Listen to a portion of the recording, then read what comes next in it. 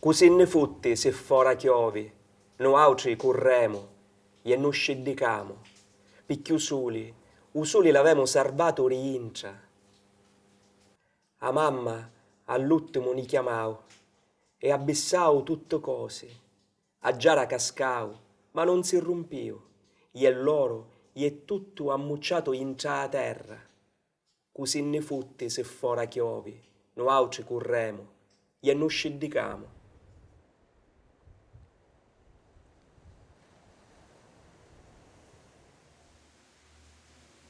Ho cominciato a scrivere versi come tanti ragazzi al liceo.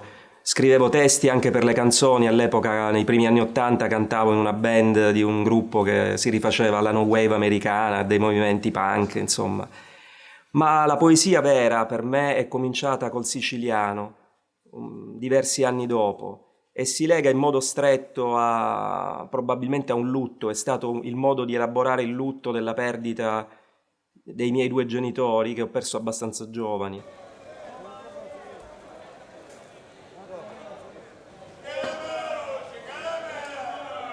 Ed è arrivato il dialetto.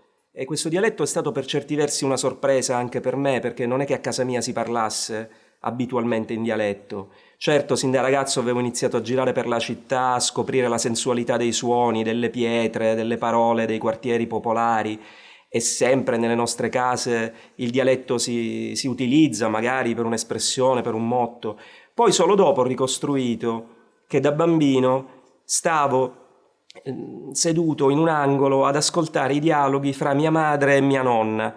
Mia madre era la primogenita di una famiglia numerosa e quindi aveva mantenuto questo livello di familiarità e di intimità e parlava in dialetto solo con mia nonna Nella di Militello.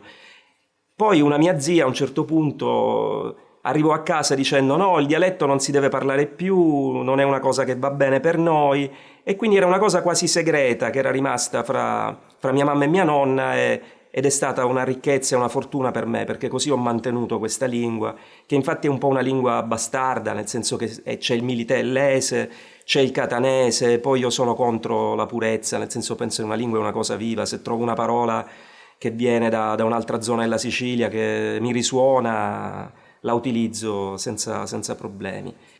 E mano a mano questo lavoro si è sviluppato, è partito da una dimensione, come dicevo, molto privata, e poi si è aperto sempre di più alla città, all'ascolto delle voci della città, alla dimensione del paesaggio.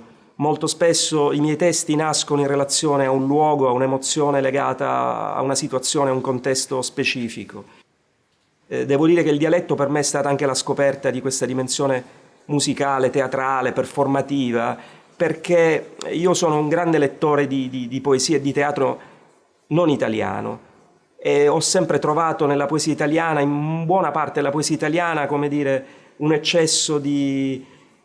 non so, è una poesia che nasce per essere letta sul libro, sulla pagina, mentalmente, può essere una grandissima meditazione filosofica.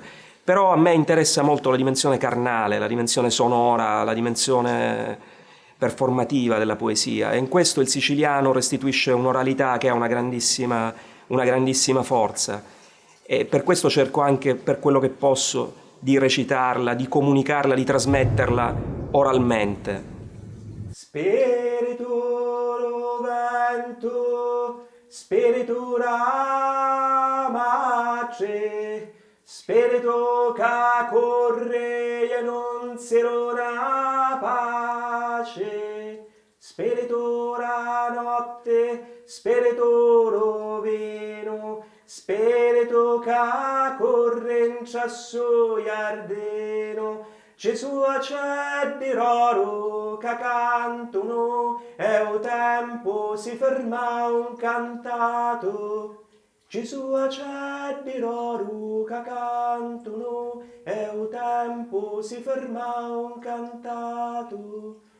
Spiritu la notte, spiritu bambino, insegnami su canto per giriti vicino.